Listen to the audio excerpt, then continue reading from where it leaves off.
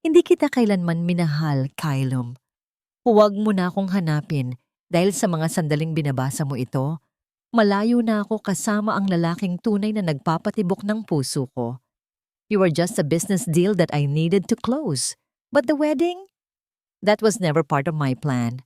I'm sorry but I deserve someone who isn't as cold and calculated as you. Ang mga salitang yon na nakasulat sa isang mamahaling papel na amoy pabango pa ni Isadora ay tila mga lason na unti-unting kumakalat sa sistema ni Kylo Montenegro. Sa loob ng marangyang silid ng bridal suite, kung saan dapat ay naghahanda siya para sa pinakainaabangang kasal ng siglo, tanging ang mabigat na katahimikan ang bumabalot sa kanya. Nakasuot na siya ng kanyang pasadyang tuxedo, ang bawat tahi ay perpekto. Ang bawat detalye ay sumasalamin sa kapangyarihan ng pamilya Montenegro. Ngunit sa likod ng perpektong anyo na yon, may isang lalaking unti-unting nadudurog ang pagkatao. Ang bawat paggalaw ng kamay ng orasan sa pader ay tila isang mabigat na martilyo na humahampas sa kanyang dibdib.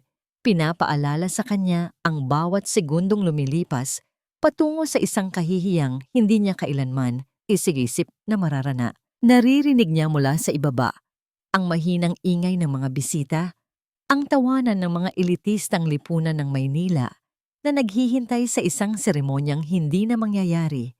Ang kanyang mga kamay na sanay humawak ng mga malalaking kontrata at magpatakbo ng isang imperyo ng transportasyon ay nanginginig habang mahigpit na nakakuyom ang sulat. Ramdam niya ang mabilis at masakit na pagtibok ng kanyang puso, tila isang ibon na pilit kumakawala sa isang masikip na hawla. Ang hangin sa silid ay tila nauubos at ang bawat hininga niya ay may kasamang hapdi na nagmumula sa kanyang lalamunan hanggang sa kanyang sikmura. Hindi siya makaiyak.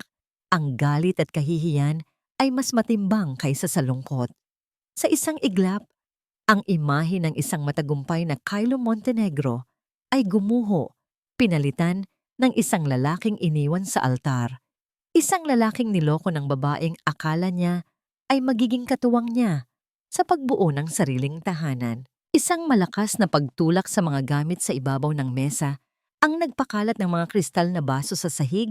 Ang tunog ng pagkabasag ng mga ito ay tila ang mismong tunog ng kanyang mga pangarap na nagkawatak-watak sa ilalim ng kanyang mga paa. Samantala, sa labas ng marangyang hotel, ang langit ay tila nakikiramay sa nagbabadyang unos sa buhay ni Kylum. Ang malakas na ulan ay bumubuhos ng walang tigil, nilulunod ang ingay ng lungsod. Sa gitna ng madilim at basang kalsada, isang babae ang pilit na itinutulak ang isang lumang kariton na puno ng mga basyong bote at karton. Si Althea, na nakabalot lamang sa isang manipis at butas-butas na kapote, ay nanginginig sa lamig. Ang bawat hakbang niya ay isang pakikipagbuno sa baha at sa hanging tila gustong itumba ang kanyang payat na pangangatawan. Ang kanyang mga daliri ay namamanhid na sa hawakan ng kariton. Ang balat ay kulubot na dahil sa matagal na pagkababad sa tubig ulan. Sa loob ng kanyang bulsa, maingat niyang kinakapa ang ilang piraso ng barya na sapat lamang para pambili ng isang maliit na kandila at ilang bulaklak. Ngayon ang anibersaryo ng pagkamatay ng kanyang asawa at anak, at kahit anong hirap, kahit gaano kalakas ang ulan, hindi niya hahayaang lumipas ang araw na ito nang hindi niya nadadalaw ang kanilang alaala.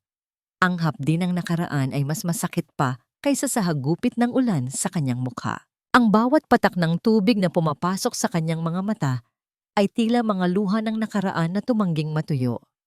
Isang mabilis na sasakyan ang biglang humarurot sa gitna ng baha. Ang mga ilaw nito ay tila dalawang naglalagablab na mata sa gitna ng kadiliman. Dahil sa dulas ng kalsada at sa bilis ng takbo, nawalan ng kontrol ang driver. Ang malakas na pag-iwas ng sasakyan ay nagdulot ng isang matinding pagkiskis ng gulong sa aspalto na naglabas ng amoy ng nasusunog na goma sa gitna ng basang paligid. Ang kariton ni Althea ay tinamaan. Nagkalat ang kanyang mga pinaghirapang ipunin sa gitna ng baha. Bumagsak si Althea sa kalsada, ang kanyang tuhod ay tumama sa matigas na semento, ngunit hindi ang sariling sakit ang kanyang inalala. Ang mga bote ko, ang pambili ko ng bulaklak, bulong niya sa sarili, habang pilit na gumagapang sa gitna ng ulan para pulutin ang mga nagkalat na gamit. Ang kanyang tinig ay halos hindi marinig sa gitna ng dagundong ng kulog na tila nagmumura mula sa kalangitan. Bumukas ang pinto ng mamahaling sasakyan at lumabas si Calum. Basang-basa ang kanyang tuxedo sa loob ng ilang segundo, ngunit tila wala siyang pakialam. Ang kanyang mukha ay puno ng pait at ang kanyang mga mata ay tila mga uling na nagbabaga sa galit.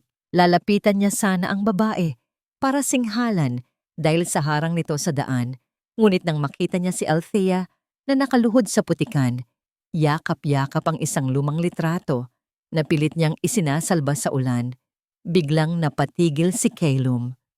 Nakita niya sa mga mata ni Althea ang isang uri ng sakit na pamilyar sa kanya.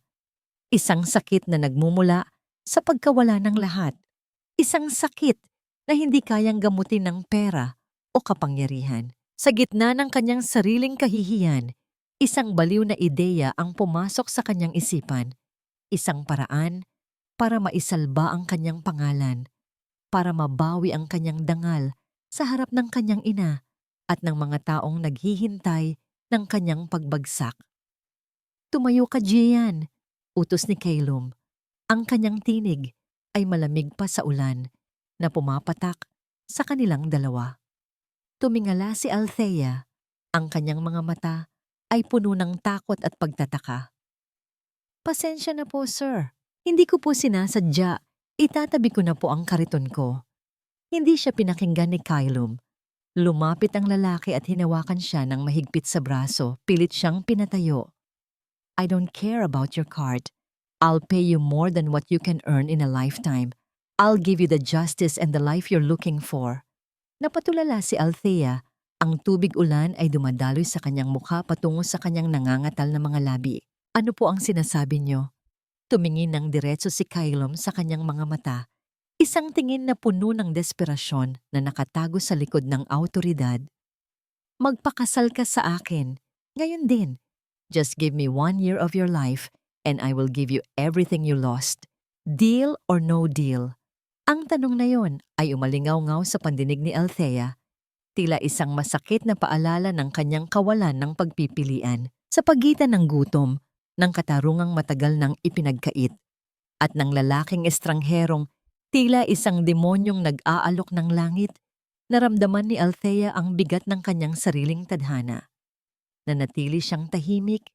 Ang tanging sagot ay ang mahigpit na pagkakahawak niya sa basang litrato ng kanyang pamilya habang ang ulan ay patuloy na bumubura sa huling bakas ng kanyang normal na mundo na ang lamig ng aircon sa loob ng mamahaling sasakyan ni Calum ay tila mga karayom na tumutusok sa basang balat ni Althea. Nakaupo siya sa malambot na upuang gawa sa balat ng hayop, ngunit pakiramdam niya ay isa siyang dumi na unti-unting lalamunin ng karangyaan ng lalaking nasa tabi niya. Ang bawat patak ng tubig mula sa kanyang buhok ay bumabagsak sa mamahaling carpet ng sasakyan, isang tahimik na paalala ng malawak na distansya ng kanilang mga mundo. "Bakit ako?" Ang mahinang tanong ni Althea.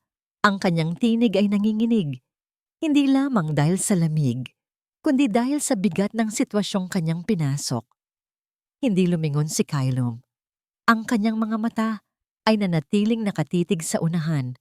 Ang kanyang panga ay mahigpit na nakakuyom. "Dahil ikaw ang nandoon.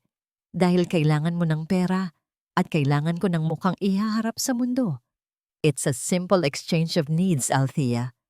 Huwag mong lagyan ng kulay ang isang bagay na itim at puti lang." Ipinaliwanag ni Calum ang malupit na katotohanan. Ang huling habilin ng kanyang ama ay isang tanikala na nakagapos sa kanyang leeg. Kailangan niyang magpakasal bago ang kanyang ika-35 kaarawan upang mapanatili ang buong kontrol sa Montenegro Shipping.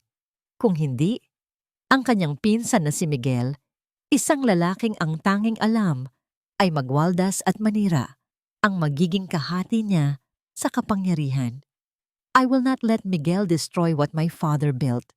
Ang mariing dagdag ni Kylum. Ang kanyang mga daliri ay humigpit sa manibela hanggang sa mamuti ang kanyang mga kasukasuan. And you need to find out what happened to your family, right? 5 million pesos can buy a lot of answers, Althea. It can buy the justice that the police denied you. Sa pagbanggit ng hustisya, tila bumalik ang amoy ng usok sa ilong ni Althea. Naalala niya ang gabi ng Hulyo, ang pula at kahel na kulay ng apoy na lumamon sa kanyang munting tahanan. Naalala niya ang kanyang pagsigaw, ang paghampas niya sa mga nagbabagang kahoy na tila walang katapusan, at ang malamig na sagot ng mga otoridad na isang aksidente lamang ang lahat dahil sa lumang kable ng kuryente. Alam niyang may mali. Alam niyang hindi iyon aksidente. Deal. Ang halos pabulong na sagot ni Althea. Isang mapait na desisyon para sa isang pusong wala ng ibang mahawakan kundi ang alaala ng mga mahal sa buhay. Dinala siya ni Kylum sa isang tahimik at eksklusibong opisina ng isang abogado sa gitna ng gabi. Ang tanging tunog sa loob ng silid ay ang marahang paggasgas ng dulo ng panulat sa makapal na papel habang nilalagdaan nila ang kanilang kasunduan. Ang bawat letra ng kanyang pangalan na isinusulat ni Althea ay tila isang bahagi ng kanyang kaluluwa na ibinebenta niya sa isang estranghero. Pagkatapos ng pirmahan, walang yakap, walang pagbati. Tanging ang pag-abot lamang ni Kylum ng isang makapal na sobre na naglalaman ng paunang bayad. Bago ang lahat, dinala muna ni Kylum si Althea sa isang saradong butik sa Makati. Pinilit niyang magbihis ang babae. Pinalitan ang kanyang butas-butas na damit ng isang simpleng asul na seda na damit. Habang tinitingnan ni Althea ang kanyang sarili sa salamin, halos hindi niya makilala ang babaeng nasa harap niya. Ang kanyang balat na dati ay sunog sa araw ay tila nagkaroon ng ningning sa ilalim ng mga ilaw ng butik. Hinawakan ni Althea ang tela ng kanyang suot. Naalala niya ang kanyang simpleng kasal noon, isang puting bestida na binili lang sa palengke, ngunit puno ng totoong pag-ibig. Ngayon, suot niya ang isang damit na mas mahal pa sa 3 taon niyang sahod. Ngunit ang pakiramdam niya ay mas mahirap pa siya kaysa sa pagiging basurera. Para kay Kylum, isa lamang siyang proyekto, isang problema na kailangang ayusin para maging presentable. Let's go. My mother is waiting at the apartment and she doesn't like to wait. Ang malamig na utos ni Kylum habang tinitingnan ang kanyang relo. Nang makarating sila sa penthouse ni Kylum, ang pintuan ay bumukas bago pa man sila makapasok ng tuluyan. Doon, nakatayo ang isang matandang babae na ang tindig ay tila isang reyna. Ang kanyang mga alahas ay kumikinang sa ilalim ng chandelier, ngunit ang kanyang mga mata ay mas matalas pa sa kutsilyo. Si Doña Imelda Montenegro. Tiningnan ni Imelda si Althea mula ulo hanggang paa. Ang kanyang labi ay kumurba sa isang ekspresyon ng matinding pagkadiri. Tila ba may isang mabahong bagay na pumasok sa kanyang malinis na pamamahay. Ang hangin sa paligid ay biglang bumigat at naramdaman ni Althea ang pagnanais na tumakbo palayo, pabalik sa ulan, pabalik sa kanyang kariton. Kylum, ano ito? Ang tanong ni Imelda. Ang kanyang boses ay puno ng awtoridad na hindi matatanggihan. Sinabi mong may nahanap ka ng kapalit ni Isadora. But you brought home this piece of trash? Amoy basura pa rin siya kahit binihisan mo ng seda. Napatungo si Althea. Ang kanyang mga kamay ay nanginginig sa gilid ng kanyang damit. Ang bawat salita ng matanda ay tila isang sampal na nagpabalik sa kanya sa realidad. Na sa bahay na ito, ang kanyang halaga ay mas mababa pa sa mga dekorasyong nakasabit sa pader. Ang bawat hakbang ni Althea sa loob ng mansyon ng mga Montenegro ay tila paglalakad sa ibabaw ng mga bubog na handang bumaon sa kanyang mga paa sa kaunting pagkakamali. Ang marangyang sahig na gawa sa Nara ay kumikinang sa ilalim ng mga dambuhalang chandelier. Ngunit para kay Althea, ang ningning na ito ay tila nanunuya sa kanyang pinagmulan. Ang bawat painting sa dingding at ang bawat antigong florera ay tila mga matang nagbabantay, naghihintay na siya ay madapa.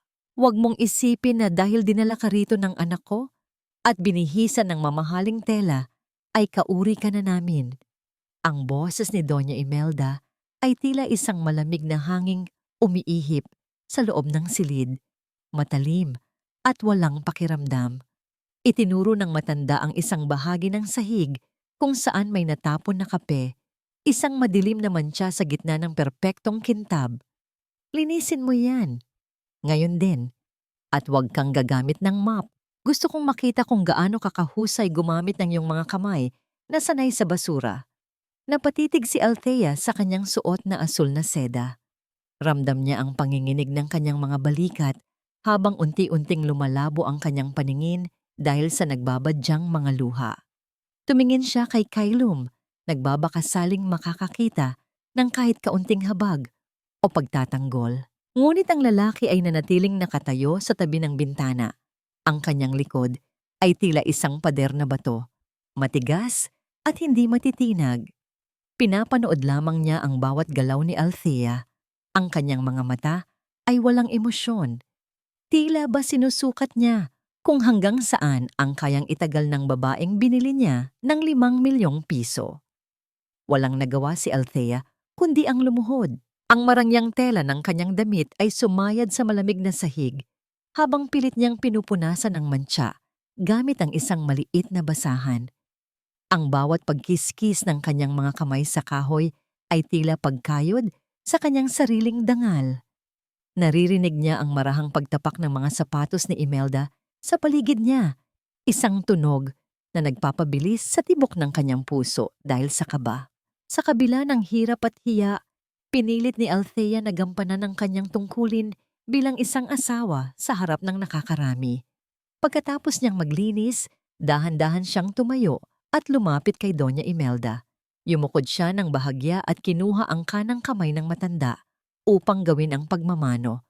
Ang tradisyonal na paghingi ng bendisyon na itinuro sa kanya ng kanyang mga magulang bilang tanda ng paggalang. Ngunit bago pa man dumampi ang kamay ng matanda sa noo ni Althea, marahas na binawi ito ni Imelda. "Don't you dare touch me with those filthy hands." Ang bulyaw ng matanda. Ang kanyang muka ay namumula sa galit. Ang basurera ay mananatiling basurera kahit paliguan pa ng ginto. Sa gitna ng tensyong iyon, isang pamilyar na boses ang bumasag sa katahimikan. "Tita Imelda, masyado naman kayong mahigpit sa bagong misis ni Kylum. She's actually interesting." Si Miguel Montenegro yon, ang pinsan ni Kylum na may kasamang ngising, tila isang ahas na naghihintay ng biktima. Lumapit siya kay Althea at hinawakan ang isang hibla ng buhok nito, isang kilos na puno ng pambabastos at panunuya. "Narinig ko na galing ka sa barangay San Sebastian, tama ba? Isang maliit na bayan na nabura sa mapa dahil sa isang malaking sunog?" Napansin ni Althea ang biglang pagbabago sa mukha ni Miguel. Ang ngisi nito ay napalitan ng isang panandaliang takot at pagkataranta. Ang kanyang mga mata ay nanlaki habang tinititigan ang reaksyon ni Althea. Ang pagkumpas ng kanyang mga kamay ay tila naging hindi mapakali. Isang senyales na ang simpleng pagbanggit sa lugar na yon ay may dalang madilim na alaala o lihim na hindi dapat mabunyag. Nang sumapit ang gabi at ang lahat ay tila natutulog na, si Althea ay hindi dinalaw ng antok. Naglakad siya patungo sa isang maliit at madilim na sulok ng mansyon kung saan matatagpuan ang altar ng pamilya. Doon, nakita niya ang isang lumang larawan ng yumaong ama ni Kylum na nababalot na ng alikabok. Kumuha siya ng malinis na tela at maingat na pinunasan ang frame ng larawan. Ang bawat galaw niya ay puno ng pag-iingat at respeto. Tila ba kinakausap niya ang kaluluwa ng taong nasa litrato. Hindi niya alam na sa dilim, pinapanood siya ni Kylum. Nakita ng lalaki kung paano itrato ng kanyang kontratadong asawa ang alaala ng kanyang ama. Isang bagay na hindi kailanman ginawa ni Isadora sa loob ng maraming taon. Isang kakaibang kurot sa puso ang naramdaman ni Kylum. Isang damdamin na pilit niyang iwinawaksi ngunit patuloy na bumabalik. Ngunit ang katahimikang yon ay muling binasag ng pagpasok ni Doña Imelda sa silid. May hawak siyang isang maliit na kahon ng alahas. Ang kanyang mukha ay puno ng masamang balak. Lumapit siya sa isang basurahan sa sulok at nang walang pag-aalinlangan ay inihagis doon ang isang gintong singsing na may malaking diamante, ang heirloom ring ng pamilya Montenegro. "Calum, Althea!" Ang sigaw ni Imelda na yumanig sa buong mansyon. "Nasaan ang singsing ng lola nyo? Nilagay ko lang dito sa ibabaw ng lamesa kanina bago pumasok ang babaeng ito. Calum, sinasabi ko na sa'yo, magnanakaw ang dinala mo sa bahay na ito." Napatayo si Althea. Ang kanyang puso ay tila gustong lumundag palabas ng kanyang dibdib sa tindi ng kaba at galit. Tumingin siya kay Calum. Nagmamakaawa na maniwala ito sa kanya. Ngunit ang mga mata ng lalaki ay muling nagdilim. Tila ba ang tiwalang unti-unti nang nabubuo ay muling nadurog bago pa man tuluyang magbunga. Sa gitna ng kadiliman ng aklatan, ang tanging nagbibigay ng liwanag ay ang malamlam na apoy mula sa fireplace na tila isang huling hininga ng pag-asa na unti-unting namamatay. Ang amoy ng matapang na alak ay humahalo sa amoy ng mga lumang libro. Lumilikha ng isang atmosfera na puno ng bigat at pighati. Nakaupo si Calum sa kanyang malaking silya. Ang kanyang tuksido ay gusot na at ang kanyang mga mata ay nakatitig sa kawalan. Tila hinahanap ang mga sagot sa isang katanungang hindi niya kayang bigkasin. Ang bawat paglagok niya mula sa baso ay isang desperadong pagtatangka na lunuri ng ingay ng mga akusasyon ng kanyang ina at ang hapdi ng pagtalikod ni Isadora. Dahan-dahang bumukas ang pinto at ang anino ni Althea ay humaba sa sahig. May dala siyang mangkok ng maligamgam na tubig at malinis na bimpo. Sa kabila ng bawat masakit na salitang ibinato sa kanya kanina, narito pa rin siya. Dala ang isang uri ng katatagan na hindi kayang bilhin ng salapi. Lumapit siya nang dahan-dahan. Ang bawat hakbang niya ay tila isang bulong sa gitna ng katahimikan. "Calum, tama na yan. Lasing ka na."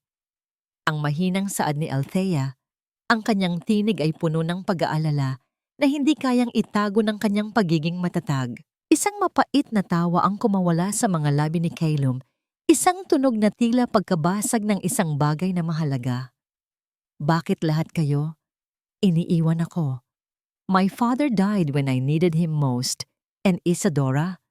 She treated my heart like a common stone she could just throw away. Everyone leaves, Althea. Sa huli, palagi akong nag-iisa sa dilim." Sa gitna ng kanyang kalasingan, ang maskara ng pagiging matigas at makapangyarihang Calum Montenegro ay tuluyang nalaglag. Nakita ni Althea ang isang batang lalaking takot sa pag-iisa, isang kaluluwang sugatan na pilit itinatago ang kanyang mga peklat sa likod ng mga mamahaling ari-arian. Umupo si Althea sa tabi niya at maingat na kinuha ang baso mula sa kamay nito.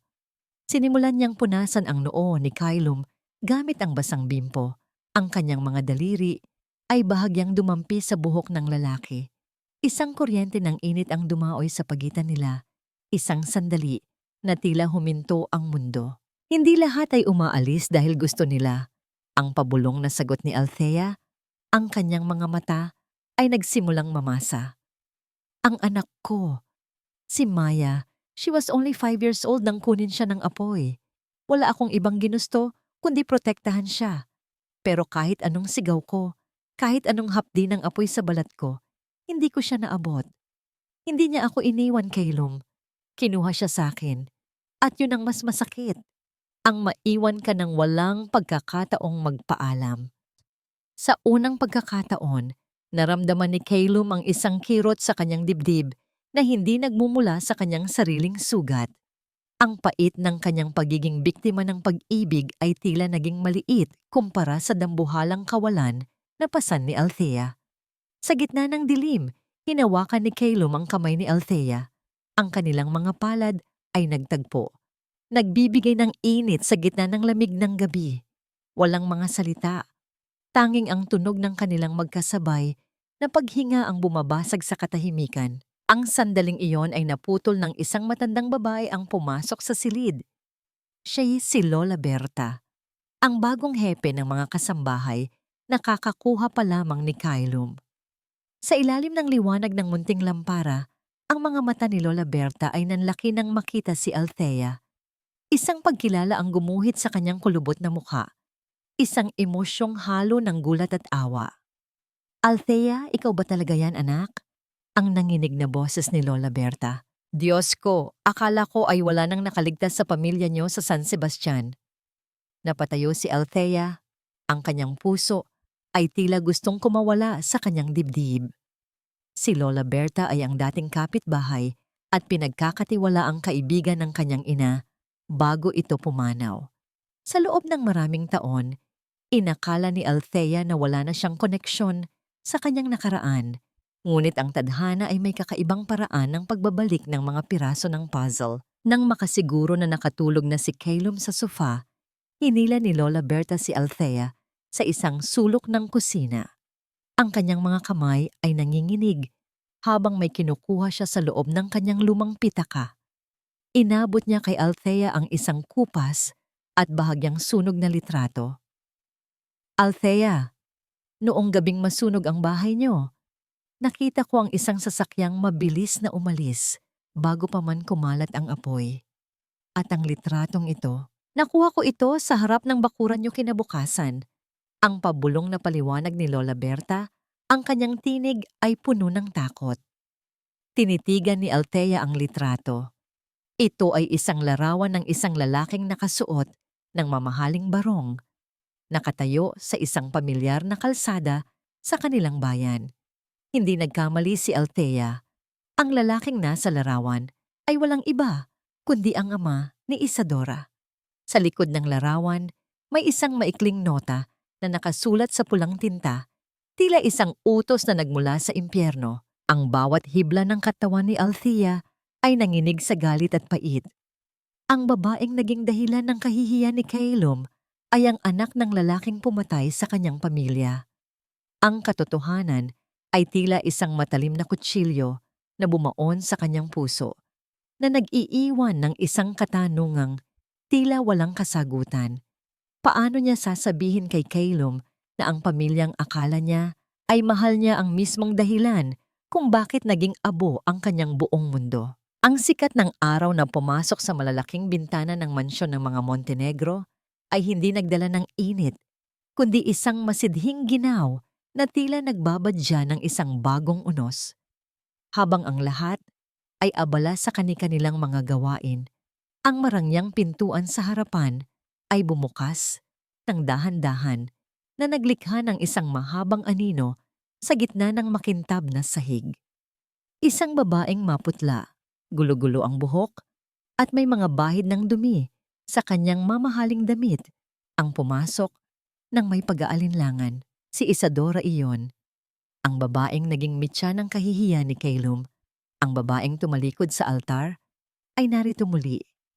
Ang kanyang bawat hakbang ay tila pagkaladkad ng isang mabigat na pasanin at ang kanyang mga mata ay puno ng mga luhang handang pumatak sa kaunting pagkakataon.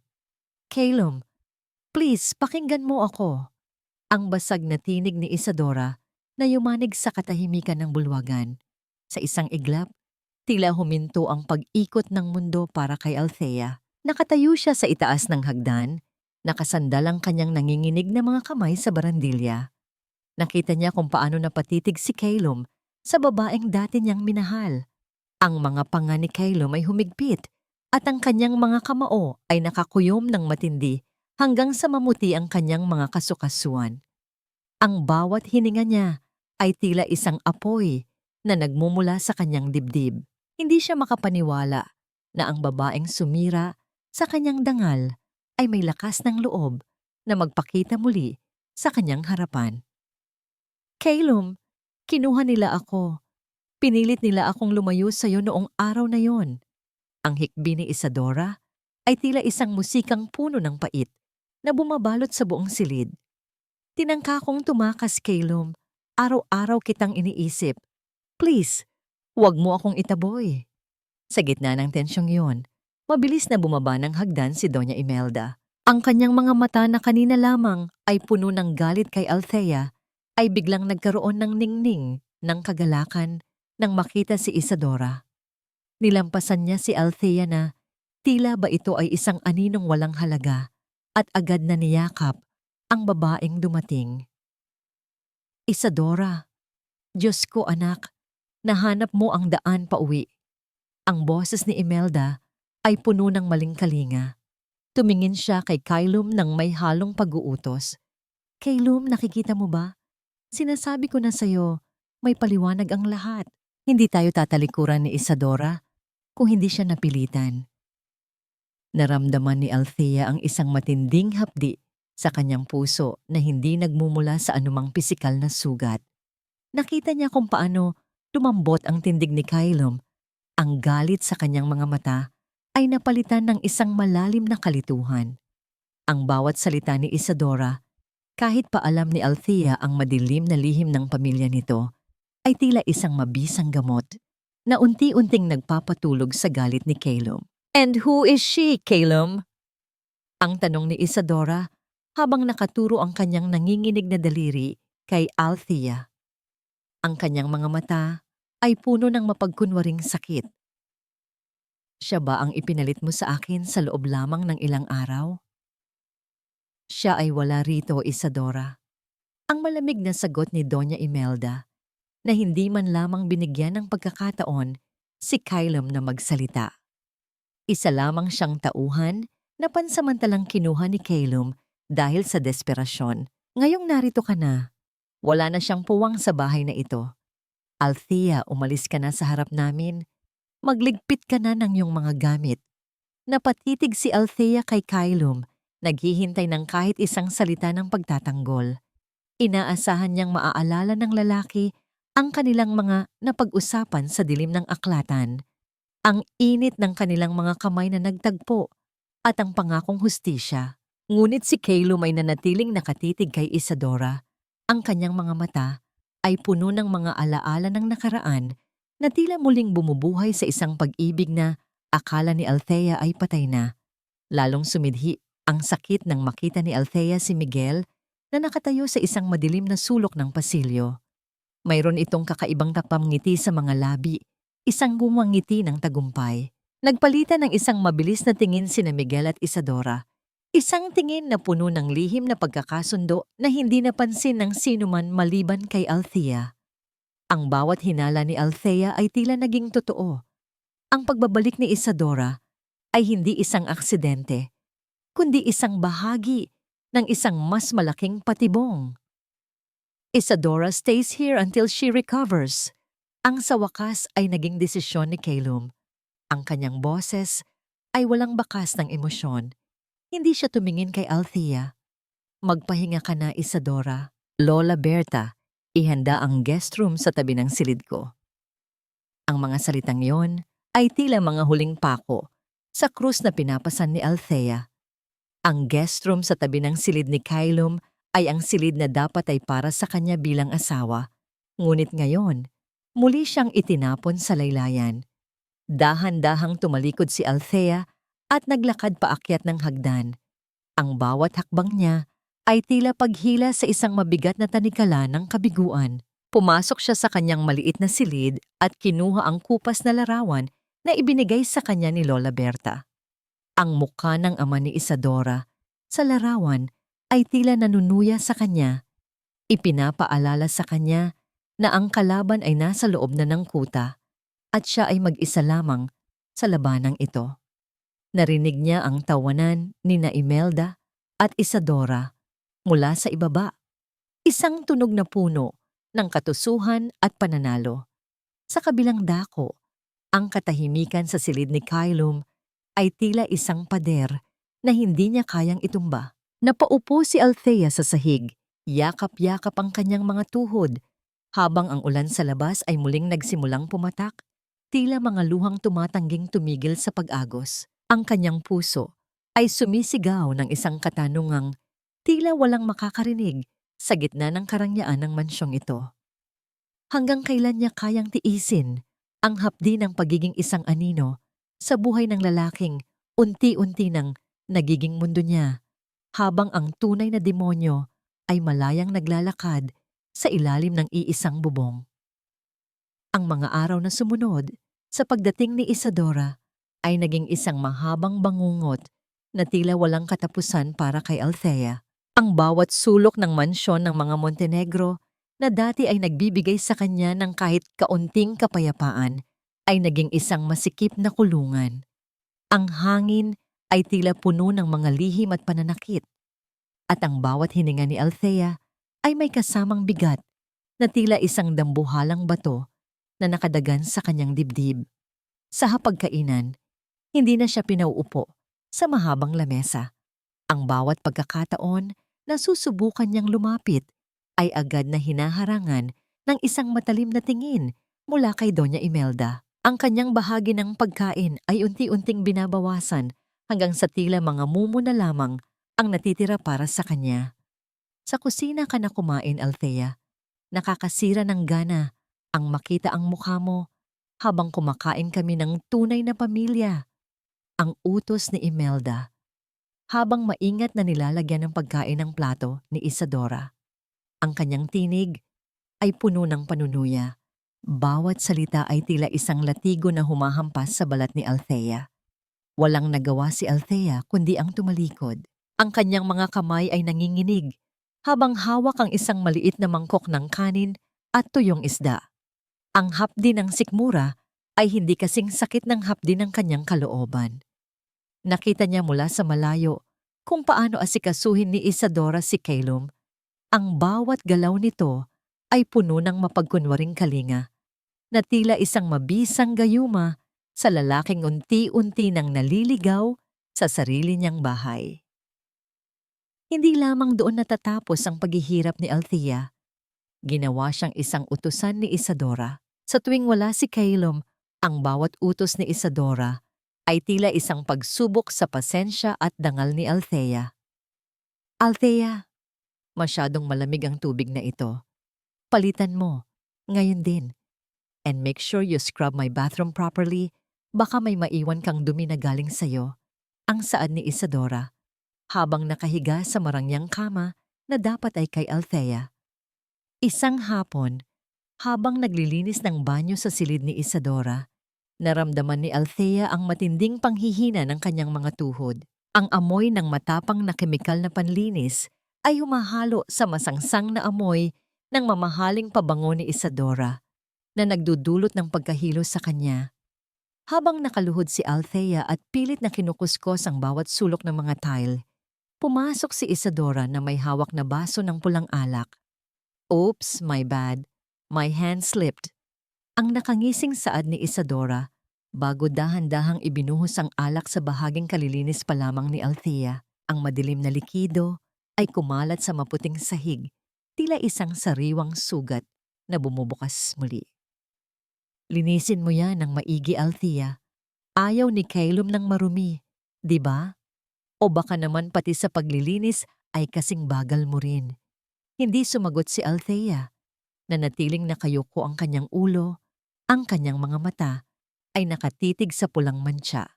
Ramdam niya ang panginginig ng kanyang mga daliri habang muling isinasawsaw ang basahan sa timba. Ang bawat pagtulo ng tubig mula sa kanyang basahan ay tila ang mabagal na pag-agos ng kanyang sariling pag-asa.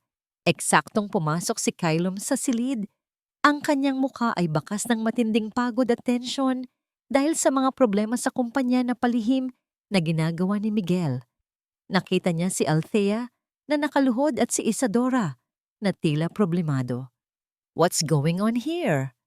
Ang tanong ni Calum. Ang kanyang tinig ay puno ng iritasyon. Calum, you're home. Wala lang ito. Althea is just being a bit clumsy today. Natapon yung wine and she's cleaning it up. Ang malambing na sagot ni Isadora habang kumakapit sa braso ni Calum. Pero parang masama yata ang loob niya na inuutusan ko siya. Look at her face, Calum. She looks so bitter. Tumingin si Calum kay Althea. Nakita niya ang basa at maduming damit ng babae, ang bahid ng luha sa kanyang pisngi, na tila inihahalo sa pinaglinisan niya. Ang pagod sa kanyang mukha ay hindi maitago, ngunit ang pinakamalala ay ang bakas ng pagiging alipin sa kanyang mga mata. Isang tingin na hindi niya nais makita kailanman sa sinuman, lalo na sa babaeng nagkaroon ng isang kakaibang puwang sa kanyang nababagabag na puso. Althea, tama na yan. Halika na. Ang utos ni Calum. Ang kanyang tinig ay hindi galit, kundi isang mapurol na pagod. No, Calum, hayaan mo siya. Giit ni Isadora. Hinila ang braso ni Calum papalapit sa kanya. Kailangan niya itong matutunan. We can't have someone in this house who can't even hold a rag properly. Kung hindi niya kaya ang trabaho, baka mas mabuti pang umalis na siya at kunin na lang ang pera niya. Hindi ba't yun ang usapan? Business is business, Calum. Nanginig si Althea sa narinig. Ang pagdududa ni Calum sa pagtatapos ng kanilang kontrata, ang pagiging business lamang ng kanilang relasyon ay tumagos sa kanyang kaluluwa. Ang kanyang pagtitiis ay tila nasusukat na. Sa isang iglap, tila'y nagbago ang anyo ni Althea. Ang babaeng payat at tila madaling durugin ay biglang tumayo ng tuwid. Ang kanyang mga mata ay nagliwanag sa isang matinding determinasyon na hindi nakita ni Calum noon. Walang luha, walang pag-iyak. Tanging isang matigas na tinig lamang ang lumabas. Tagalog na may diin ng matinding damdamin. Hindi ako tatanggap ng pera mo, Isadora. Mariing wika ni Althea. Ang kanyang Tagalog ay hindi kasing pino ng sa mayamang lipunan, ngunit may bigat ng isang matagal ng inipong sakit. Hindi ako nandito para magtrabaho bilang alipin mo. Ang kontrata ko kay Calum ay para sa 1 taon at gagawin ko ang lahat ng sinabi sa papel. Pero hindi kasama sa usapan ang pagtanggap ng pang-aapi. Hindi ako magnanakaw at hindi ako basura. Humarap siya kay Calum. Ang kanyang mga mata ay naghahanap ng kahit isang bakas ng paniniwala. Calum, wala akong kinalaman sa nawawalang singsing. Alam ko kung sino ang tunay na may kagagawan nito. At hindi ako ang taong pinagkakatiwalaan mo. Pero hindi rin ako ang masamang tao na inaakala mong ako. Ngunit si Calum, natabunan ng takot na mawala si Isadora at ang posibilidad na magulo ang kumpanya dahil sa pagbabalik nito ay hindi nakinig. Ang mga salita ni Isadora tungkol sa bitterness ni Althea ay tila gumana ng husto. Enough, Althea. Huwag mo nang dagdagan ng gulo. Sumunod ka sa sinasabi ko. Tila pagod na wika ni Calum. Ang kanyang boses ay may bahid ng pagmamakaawa na agad niyang tinakpan ng awtoridad. Manahimik ka na lang at gawin mo ang trabaho mo. Ayaw kong magkaroon ng eskandalo habang nasa bahay si Isadora. Ang mga salitang iyon ang huling pumutol sa anumang natitirang pag-asa sa puso ni Althea. Hindi na siya nag-aksaya pa ng oras para magpaliwanag. Tumalikod siya at lumabas ng silid. Naglakad pababa sa hagdan patungo sa kanyang maliit na silid. Sa kanyang silid, habang pinagmamasdan niya ang kanyang refleksyon sa sirang salamin, naramdaman niya ang pagbabago. Ang sakit ay hindi naluha. Ito ay nagiging isang matigas na baluti. Ang babaeng naghahanap ng hustisya para sa kanyang pamilya ay hindi na magiging biktima. Kinuha niya ang sulat ng kontrata. Sa isang sulok, may nakatagong gamit siyang dala mula sa probinsya. Isang maliit na USB drive na naglalaman ng mga larawan at lumang dokumento tungkol sa lupa sa San Sebastian. Nang biglang may kumatok sa pinto, lumingon si Althea. Si Lola Berta ang nakatayo sa labas. Ang kanyang mukha ay mayroong matinding pag-aalala. Ija, may masamang kutob ako. Mag-ingat ka. Si Isadora. Tila may inaasahan siyang mangyayari ngayong gabi.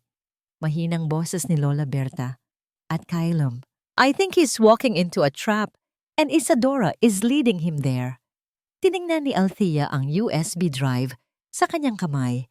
Pagkatapos ay tiningnan niya ang pintuan kung saan naroroon ang pamilyang Montenegro.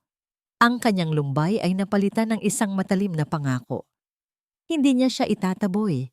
Ngunit hindi rin siya magpapatalo. Hindi na siya ang inosenteng guro na naghahanap ng hustisya. Ngayon, isa na siyang ina na may itinatagong sandata. Nang lisanin ni Lola Berta ang silid, nag-iwan siya ng isang katanungan na pumigil sa paghinga ni Althea.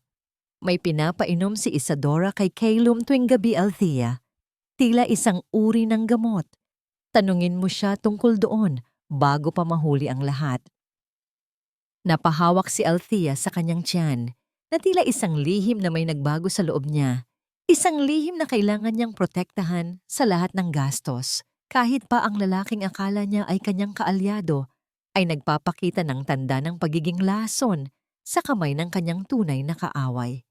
Sa gitna ng nagngangalit na takot at pag-iisa, nagpasya si Althea na hindi na siya magiging biktima. Tila ang bigat ng kanyang nakaraan ay nagbigay sa kanya ng kakaibang lakas. Matapos ang kanyang matinding paghaharap kay Isadora at ang malamig na pagtanggi ni Calum, nagdesisyon siyang kumilos ng mag-isa.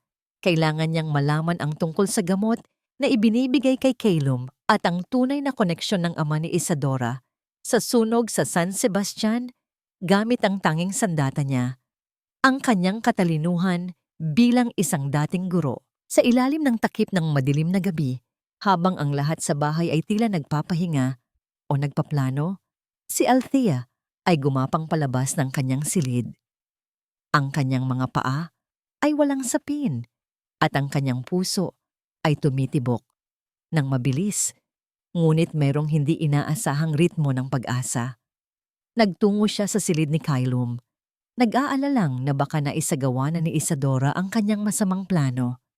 Pagdating niya sa pintuan, nakita niya ang pamilyar na baso ng alak sa ibabaw ng bedside table. Sa tabi nito, may isang maliit na reseta mula sa isang pribadong klinika na tila pinilit ipasok ni Isadora. Mabilis itong kinuha ni Althea at itinago sa kanyang damit. Ngunit nang titingnan niya si Calum, ang lalaking natutulog ay tila mas payat at mas mahina kaysa dati. Mayroon siyang kakaibang pamumutla na hindi sanhi ng pagod lamang. Dahan-dahan siyang lumapit. Sa sandaling iyon, tila huminto ang lahat ng pag-iisip ni Althea tungkol sa kanyang paghihiganti. Ang tanging nararamdaman niya ay ang matinding pag-aalala para sa kaligtasan ng lalaking ito na nagbigay sa kanya ng proteksyon, kahit pa ito ay isang kasunduan lamang. Lumuhod siya sa tabi ng kama at maingat na hinawakan ang kamay ni Calum. Ang kanyang balat ay mas malamig kaysa sa inaasahan niya. "Calum, gising ka!" Pabulong niyang tawag. Ang kanyang tinig ay puno ng emosyon na hindi na niya kayang itago. "Please, Calum, kailangan kitang makausap. Tungkol sa kalusugan mo, may kailangan kang malaman." Nang hindi gumagalaw si Calum, pilit siyang naghahanap ng paraan upang gisingin ito nang hindi nagdudulot ng ingay. Tiningnan niya ang kanyang mukha, ang mga pilik mata nito na nakapikit, at ang kanyang mga labi na bahagyang nakabuka. Sa sandaling iyon, sa isang napakatahimik at pribadong sandali, napagtanto ni Althea ang isang bagay na hindi niya nais isipin. Sa kabila ng lahat ng sakit, ang lalaking ito ay hindi tuluyang masama. Ang pagmamahal at pag-aalala para sa kanyang ina at kumpanya ay nagtulak sa kanya sa mga maling desisyon, ngunit ang kanyang kaluluwa ay hindi tuluyang naging bato. Sa isang iglap na puno ng kaba at pag-asa, nagpasya si Althea na isugal ang kanyang sarili. Maingat niyang inilapit ang kanyang labi sa pisngi ni Calum at nagbigay ng isang napakaikling, napakatahimik na halik. Hindi bilang isang pag-iibigan, kundi bilang isang pagbabasag sa kanyang sariling pag-iisa at isang pagpapakita ng taos-pusong pag-aalaga na matagal na niyang itinago. Pagkatapos nito, mabilis siyang tumayo at tiningnan ang reseta. Tila ang gamot na ito ay hindi lamang pampakalma, kundi isang bagay na unti-unting nagpapahina sa kanyang sistema. Ginagawa siyang mas madaling manipulahin. Nang siya ay naghahanda ng lisanin ng silid, marahan siyang naramdaman na may gumalaw. Dahan-dahang iminulat ni Calum ang kanyang mga mata. Ang kanyang tingin ay malabo at naguguluhan. Hindi niya tiningnan ang reseta, ngunit tila may kamalayan siyang nakita ang paglayo ni Althea. Althea! Ang malabong tawag ni Calum, huwag kang umalis. Huwag mo akong iwan. Ang salitang iwan, mula sa bibig ng lalaking nagpapaalis sa kanya kanina, ay tila isang kidlat na tumama kay Althea. Napahinto siya sa may pintuan. Ang kanyang puso ay sumisikip sa isang matinding damdamin, hindi na galit o paghihiganti, kundi isang matinding pag-aalala at isang kakaibang pag-asa para sa lalaking ito. Calum, sagot ni Althea. Ang kanyang tinig ay halos hindi na niya makilala. Hindi kita iiwan. Hindi ako aalis hanggat hindi mo natatandaan kung sino ka at kung ano ang tama. Nang lumingon si Calum upang magsalita muli, nakita niya ang anino ni Isadora sa tapat ng pinto. Si Isadora, na nag-aakalang tulog si Calum, ay may hawak na isang bote ng gamot at isang basong tubig. Handa na namang gawin ang kanyang masamang gawain. Ngunit nakita niya si Althea na nakatayo sa tabi ng kama. Ang kanyang mga mata ay nagbabaga sa isang bagong uri ng tapang. Nang makita ni Isadora si Althea na nakatayo sa tabi ng kama ni Calum, ang kanyang mukha ay nagbago mula sa pekeng pag-aalala patungo sa isang walang awang pagngangalit. Ang bote ng gamot na hawak niya ay bahagyang umuga at ang tubig sa baso ay tumapon sa sahig. Lumikha ng isang mantsa na tila dugo sa ilalim ng maliwanag na ilaw ng silid. Ano ang ginagawa mo rito, basurera? Ang bulyaw ni Isadora, ang kanyang tinig ay nagpapakita ng tunay na pagkatao. Agad siyang humakbang palapit kay Althea. Ang kanyang galit ay tila isang init na nagpapasingaw sa hangin. Wala kang karapatang hawakan ng lalaking ito. Kailan mo ba maiintindihan na ikaw ay isa lamang kasunduan na madaling mapupunit? Sa gilid ng kama, tila nagising si Calum sa biglaang sigawan. Ang kanyang ulo ay tila mayroong nakakabit na kadenang bakal at ang kanyang paggalaw ay mabagal at puno ng paghihirap. Calum, thank God, gising ka na. Mabilis na sabi ni Isadora, agad na itinago ang hawak na bote sa likuran niya at bahagyang lumayo kay Althea. Inaaway lang ako ni Althea. Sinasabi niya na siya lang ang dapat mag-asikaso sa'yo, na kaya kanyang tulungan nang wala ang presensya ko. Sabi pa niya, ikaw at ako ay... Naputol ang kanyang salita habang nagkunwaring nanginginig. Ay hindi dapat magkasama. Ang mga salitang iyon ay tila bumagsak na parang yelo sa puso ni Althea. Nakita niya ang pag-aalinlangan sa mga mata ni Calum habang tinitingnan niya si Isadora.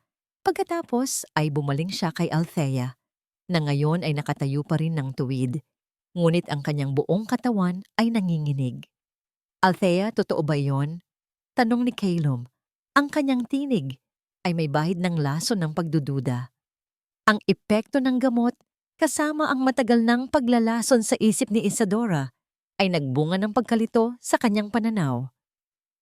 Hindi sumagot si Althea. Alam niyang kahit anong paliwanag niya, hindi ito makakalaban sa mga pekeng luha at matatamis na salita ni Isadora, lalo na kung ang kanyang sariling ebidensya ay nasa kanyang bulsa lamang. Sa halip na magpaliwanag, ginawa niya ang isang bagay na hindi inaasahan ni Calum. Dahan-dahan siyang lumapit sa gilid ng kama, hindi kay Isadora, kundi kay Calum. Inabot niya ang kamay nito, ngunit sa halip na hawakan ito, kinuha niya ang isang baso ng tubig na nasa ibabaw ng lalagyanan ng tubig at ipinakita sa kanilang dalawa. Tingnan mo ito, Calum. Ang matatag na boses ni Althea, Tagalog na ngayon ang gamit niya. Walang bahid ng Taglish dahil ang seryosong usapan ay nangangailangan ng katotohanan sa sariling wika. Ito ba ang tubig na ininom mo kanina bago ako pumasok? Nagtatakang tiningnan ni Calum ang baso. Pagkatapos ay tiningnan niya si Isadora na ang mukha ay biglang naging maputla. Wala akong alam dyan. Iyon ang ininom ko bago ka pumasok. Ibinigay sa akin ni Isadora. Sagot ni Calum. Ang kanyang boses ay nagiging mas mahina. Sa sandaling iyon, si Althea ay mabilis na kumuha ng isa pang baso na nakatago sa kanyang bulsa. Isang baso na may bahid ng isang maputik na kulay na nakuha niya mula sa kanyang pag-iimbestiga sa basurahan ng klinika kanina. Iniharap niya ito sa liwanag. Kung ang gamot mo ay ginawa para sa'yo, bakit ang reseta ay hindi tugma sa gamot na ibinibigay sa'yo? Tanong ni Althea. Ito ang mga gamot na dapat mong ininom, Calum. At ito. Ipinakita niya ang baso na may kapansin-pansing kakaibang kulay. Ito ang alam kong ipinapakain sa'yo ni Isadora. Hindi lang ito pampakalma. May mas malalim itong layunin. Ang pagkalito sa mukha ni Calum ay unti-unting napalitan ng pagdududa. Tiningnan niya ang dalawang baso. Ang isa ay malinaw na tubig. Ang isa ay may bahagyang kakaibang anyo. Agad na sumingit si Isadora. Ang kanyang tinig ay puno ng pagkabalisa. Calum, huwag kang maniwala dyan. Sinubukan ka lang niyang takutin. Siya ang gustong sumira sa atin. Ngunit sa pagkakataong ito, ang mata ni Calum ay hindi na nalinlang. Tinitigan niya si Isadora. Ang matagal ng pagdududa na inihasik ni Lola Berta ay nagsimulang mamunga. Ang kanyang mga alaala ay nagbalik. Ang tingin ni Miguel nang makita ang pangalan ng kanyang bayan, ang pangako ni Althea na hindi siya iiwan, at ang kakaibang kapayapaan na naramdaman niya nung hinawakan siya ni Althea. Isadora? Ang malamig na boses ni Calum ay nagpalamig sa buong silid, mas malamig pa kaysa sa tubig na ininom niya kanina. Lumabas ka sa silid na ito, ngayon din. Calum, anong sinasabi mo? Ako ang mahal mo. Sigaw ni Isadora. Ang kanyang maskara ay tuluyan ng nahulog. Hindi ako nagtatanong, Isadora. Lumabas ka. Ulit ni Calum. Ang kanyang mga mata ay tila nagbabalik sa dating matigas na tingin ng isang negosyanteng hindi na natatakot mawalan ng kontrol. Sa wakas, napilitang umalis si Isadora. Ang kanyang mukha ay puno ng matinding puot at pagkabigo. Nang magsara ang pinto, humarap si Calum kay Althea. Ang kanyang tingin ay puno ng sakit at pag-asa. Althea, totoo ba ang sinasabi mo? Tanong ni Calum. Ang kanyang boses ay nagpapakita ng matinding pagkaubos. Tungkol sa gamot at tungkol sa San Sebastian, hindi na nagbigay pa ng pagkakataon si Althea na mag-alinlangan. Inilabas niya ang maliit na USB drive mula sa kanyang damit. Ito ang kanyang sandata, ang kanyang katotohanan. May ebidensya ako, Calum. Hindi lang sa gamot, kundi sa lahat. Ang nagpasimuno ng apoy sa bayan ko ay ang pamilya mo. O mas tamang sabihin, ang ama ni Isadora, at si Miguel ay kasabwat niya para makuha ang kumpanya mo. Napatitig si Calum sa maliit na bagay na yon. Ang kanyang mundo ay unti-unting nagkukumpol muli, hindi sa pag-ibig, kundi sa isang matinding katarungang kailangan niyang ipagtanggol.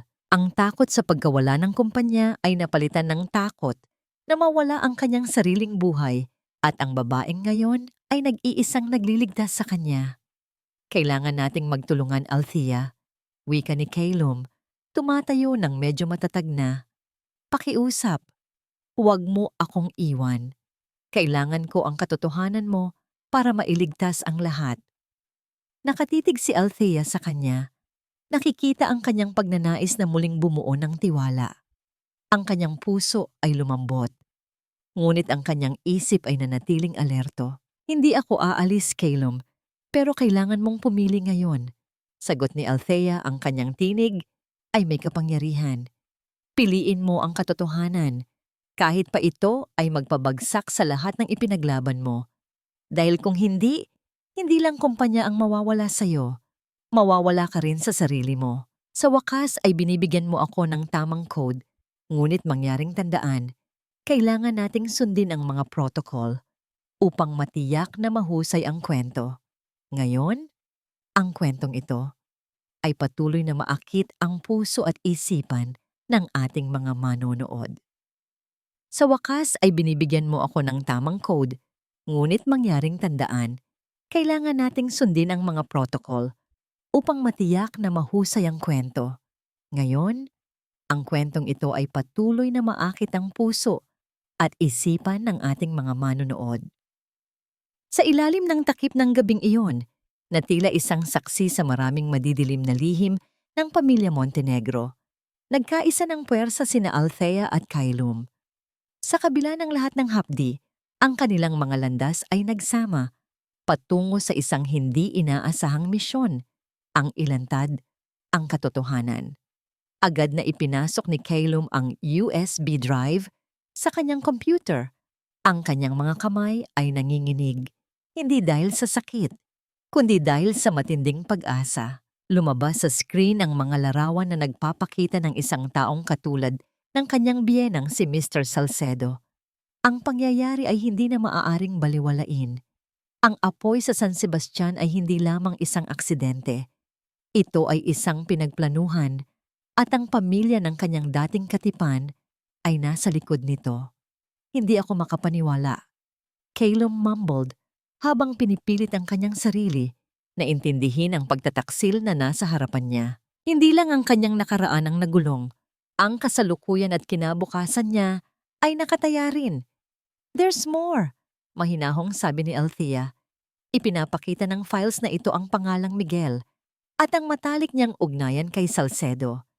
Hindi lang siya nakikipagkutsabahan kay Isadora para nakawin ang kumpanya mo. Kasabwat rin siya sa pagtatago ng masamang nakaraan niya. Lumukso ang puso ni Kailum. Si Miguel, ang pinsan na kanyang pinagkatiwalaan, ay isa palang hunyango na naghihintay ng tamang oras para manaksak. Ngayon, ang isang taong naghihirap ay tumatayo para sa hustisya upang iligtas ang kanyang sarili at sa mga taong kailangan. What do we do now? Tanong ni Kailum kay Althea. Hinahangad na hindi niya dapat basta-basta tinanggihan ang kanyang mga babala. Tiningnan ni Althea si Kailum. Nakita niya sa kanyang mukha ang isang tao na handa ng magsisi at magsimulang muli. Para sa ikabubuti, hindi lang ng kanyang sarili, ngunit pati na rin ng iba. Siya ang taong nananalig sa kanya. We expose them, sabi ni Althea na may matatag na tono. We need to collect more evidence, find out what Isadora and Miguel are planning, and expose them before they can do any more damage. Ang sumunod na mga araw ay tila mga sandali sa pagitan ng hininga. Si Althea, gamit ang kaalaman at kasanayan, ay naging kanyang shadow habang sinisiyasat nila nang palihim ang mga lihim ni Isadora. Pinakinggan nila ang mga tawag, sinundan ng mga pagpupulong at matiyagang tinahi ang mga piraso ng isang katotohanan na parang pelikula. Sa kabila ng bagong pagtuklas na ito, sinubukan ni Althea na lumikha ng isang bagay na kaaya-aya sa buong pamilya Montenegro. Pinagsama-sama niya ang isang pangyayari at muling sinuyo sina Kailum, Doña Imelda at maging si Miguel. I know it has been difficult for all of us, masuyong pahayag ni Althea, na nakikipag-usap sa mas malawak na grupo. Kailangan nating panatilihin ang pagkakaisa para kay Kailum, para sa kumpanya, para sa pamilya. Sa pagpupulong na ito, nakita ni Althea ang mga palatandaan ng nagbabadyang unos. Ang mga mata ni Miguel ay tumatakbo ng hindi mapakali at ang halos napapansin na ngiti ni Isadora ay nakatago ng panlilinlang. You know, Althea, you're not as dumb as you look, si Miguel na sinasabi. Ngumiti sa paraang nagpadala ng panginginig sa likod ni Althea. Para sa akin, you're more cunning than Isadora could ever be. Ngumiti si Althea pabalik. Hinayag ang kanyang card. You give me too much credit, Miguel. Hindi ako makikipagkompetensya sa pang-akit ni Isadora. Later that evening, habang inaayos ni na Althea at Kailum ang iba pang mga detalye ng kanilang plano, si Lola Berta ang nagpakahusay na tagapaglingkod ay tahimik na lumapit sa kanila, nakikita ang pangamba sa kanyang mga mata. Hija, I overheard Isadora talking on the phone. Bulong niya, napatingin-tingin sa paligid na parang natatakot na may nakikinig. Sinabi niya na, everything is ready. The shares will be transferred to us by the end of the week. Taga sa Indom City, Nagmukha na si Althea at Kylum at ang kanilang mga ulo ay abalang gumugol ng oras. Kailangan nilang mabilis na kumilos. She's planning something big, sabi ni Kylum. Ang kanyang boses ay puno ng pag-aalala. We need to stop her. And we need to do it now. Alam ni Althea na oras na para kumilos. Kailangan nilang ihayag ang katotohanan. Hindi lang para kay Kylum, kundi para sa lahat ng naloko. Ang plano ay inilunsad at ang kasunod na mga kaganapan ay magbabago sa pamilya Montenegro magpakailanman.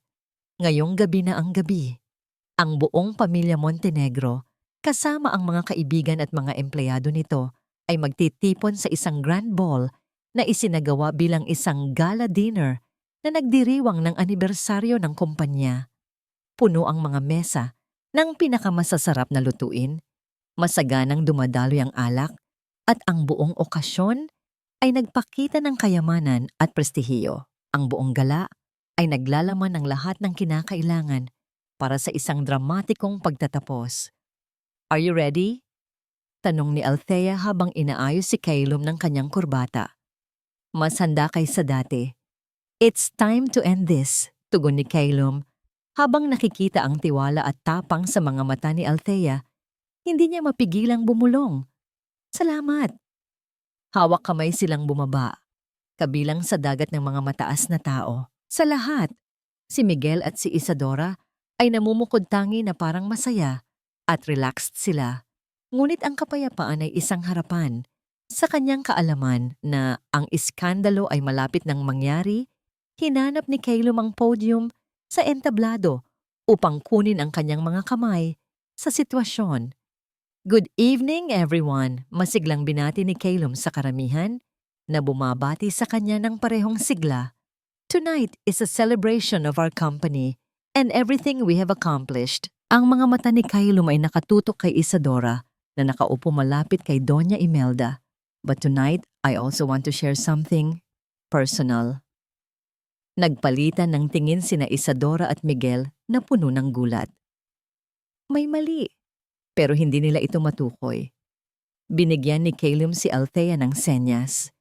Sa sandaling ito, ipinalabas ni Althea ang kanyang signal at sa lalong madaling panahon, nagsimula na ring ipakita ang footage. Ipinalabas sa malaking screen ang mga lihim na pag-uusap na nirecord dati. Ipinalabas ang malisyosong balak para agawin sa kanya ang lahat. Puno ng kuryente ang hangin. Puno ng pagkabigla, pagtataksil, at puot. What is the meaning of this? Si Doña Imelda ay tumayo sa kanyang upuan. It's the truth, nanay, sabi ni Kylum sa kanyang ina, na halos hindi naririnig. Hindi ko ito nakita, pero may tao na hindi tumigil sa pagsuporta sa akin. She opened my eyes to what you all have been plotting. Sa mga sandaling iyon, isang pangkat ng mga pulis ang pumasok sa ballroom. Pinasundan ni Kylum sina Isadora at Miguel dahil sa mga krimen ng panloloko, paglustay, at pagtatangkang pagpatay. Ang gabi ng pagdiriwang ay mabilis na naging gabi ng paghaharap. Habang nilalabas na si Isadora, tumingin siya kay Althea at ang kanyang mga mata ay tumulo ng purong kamandag. You may have won this battle, basurera. Pero hindi pa tapos ang digmaan. Magbabayad ka sa ginawa mong ito. Sa kawalan ni Isadora, humarap naman si Althea. The war is over, Isadora. Wala ka nang masasaktan. Tuluyang nawala si Isadora mula sa paningin habang tinatanaw ng pamilya Montenegro ang kanilang nasirang kinabukasan. Si Miguel, tulad ni Isadora, ay tahimik na kinuha ng mga awtoridad at inaresto. Nakatayo sa kanyang upuan, si Doña Imelda ay walang imik na nalalaman ang buong saklaw ng kasalanan niya. How? Could you do this to your own family, Kylum? Nagtatanong si Doña Imelda kay Kylum, nagkakalat ng mas maraming kamay sa kanyang pagkabigla. I'm protecting this family, nanay. Tugon ni Kylum, kahit na hindi man lang siya sinulyapan. From people like them. Sa pagtatapos ng gabi, isang mahangin na katahimikan ang bumaba sa grand ballroom. Ang masaya, at marangyang kapaligiran ay nawala na. Napalitan ng kalungkutan at pagtataksil. Ngunit sa gitna ng kaguluhan, sina Althea at Calum ay nagkakaisa. Sa mga sumunod na araw, ang bahay ng mga Montenegro ay hindi kapani-paniwalang tahimik. Kasalungat sa kalituhan na nangyari ilang araw lamang ang nakalipas. Nagsimulang malaman ni Doña Imelda ang buong kasinungalingan. Nahuli niya ang kawalang hiya at mga pangyayaring malayo sa kanyang malilim na pamilya. Calum, anak, hindi ako sigurado kung paano ipapaliwanag ito sa'yo. Pero nagkamali ako. Doña Imelda murmured sa kanyang anak habang siya ay naghihintay sa tahimik na silid. I was so consumed with power and lineage that I didn't see the goodness that was right in front of me. Habang nakatayo si Doña Imelda kasama ang kanyang mga kasalanan, nakatayo si Althea sa tabi niya sa likod ni Calum. Ang kanyang presensya ay nagpahintulot kay Doña Imelda na magtiis ng lahat ng nakita niyang napakahirap na maranasan mula nang dumating siya. I know I can't take back what I've said or done. Nagpatuloy si Doña Imelda. Ang kanyang mga mata ay bahagyang tumutulo ng luha. But I want to start over. I want to make amends. May nakatagong nakikita si Althea sa puso ni Doña Imelda na tumatanggi siyang aminin. Sa loob ng ilang buwan, hinusgahan at tratuhin niya si Althea ng masama. Ngayon na, ang parehong taong iyon ay nagpapakita sa kanya ng walang hanggang awa. Nanay, mahalaga sa akin na nagpapakumbaba ka. Tugon ni Calum. Ang kanyang boses ay puno ng pagtitiwala sa kanyang ina, ngunit may halong kawalang paniwala. Pero may paraan pa para maipakita mo na nagbabago ka. You have to earn back the trust you lost. Sinikap ni Althea na maglakad, ngunit si Calum ay may iba pang plano para sa kanila. Can you give us a minute? Tanong ni Calum sa kanya.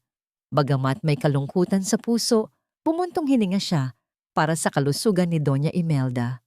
Of course. Tumugon siya, umalis, at iniwan sina Calum at Doña Imelda na nag-iisa. Nagpa siya si Althea na maglakad at nagpa siyang mamasyal sa parke. Nakita niya si Lola Berta na naghihintay. Ang kabutihan, katapatan, at malapait na presensya ni Lola Berta ay ginawang komportable sa buong oras. You know, I never thought I would see Doña Imelda swallow her pride, Lola Berta exclaimed, grinning.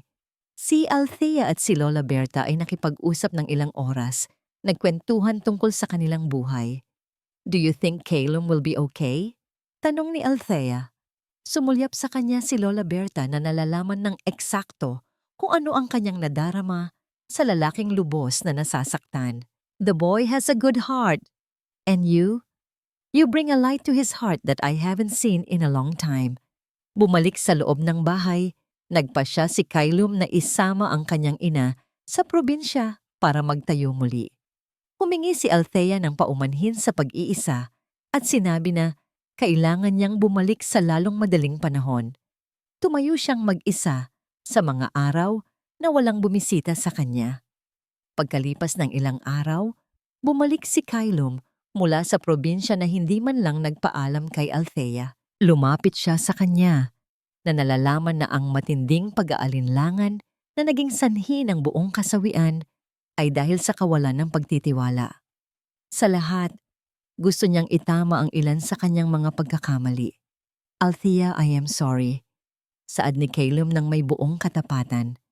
I know I don't deserve your forgiveness, but I hope that someday you can find it in your heart to forgive me. Napatingin si Althea sa kanyang mga mata na may malaking pagtataka. Hinahangad ang kanyang puso na isuko ang sarili. Ngunit ang kanyang isip ay nakikita at napapagtanto ang pangangailangan para sa kanyang sarili at sa katotohanan. What are you going to do? Tanong niya sa kanya. I want to start over, Calum replied, naglalahad ng bagong pananaw na natutunan. I want to rebuild the company, but this time I want to do it right. Hindi dahil kailangan ko, kundi dahil gusto ko. Ang pananampalataya para sa isang napakahusay na paglalarawan sa hinaharap ay naging isang pagpapala. Ang pag-ibig katapatan, hustisya, pagbabago, at lahat ng naghihintay sa pagtuklas ay nangailangan lamang na dumating ang isa. Kinabukasan, nagpa siya sina Althea at Calum na maghanda ng mga pasaporte para sa kanila at sa kani-kanilang mundo. Isang bago, isa na may katarungan, pagmamahal, at kapayapaan. Makalipas ang 3 taon, sina Althea at Calum ay tumayo sa isang maliit na bayan, mas malayo pa sa San Sebastian at malapit sa lungsod. "Are you ready?" Tumawa si Calum habang nakatingin sa magandang si Althea sa kanyang tagiliran. Nakasuot ng kaswal ngunit eleganteng bestida. Hindi siya nagbago. Maganda siya. "I was born ready," tumugon si Althea. Sinenyasan sina Calum at 2 batang babae na lumapit. Sina Maya at Hope ay mga ampon ni na Althea at Calum na tinulungan na matagpuan ang kanilang buong potensyal, pati na rin magpakita ng maraming pagmamahal.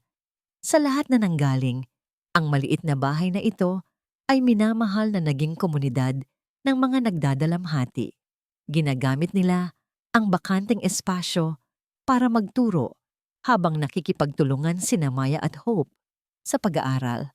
"I wanted to name the foundation in her honor," Calum said to Althea, looking at Hope and Maya, "but I also wanted it to honor your spirit."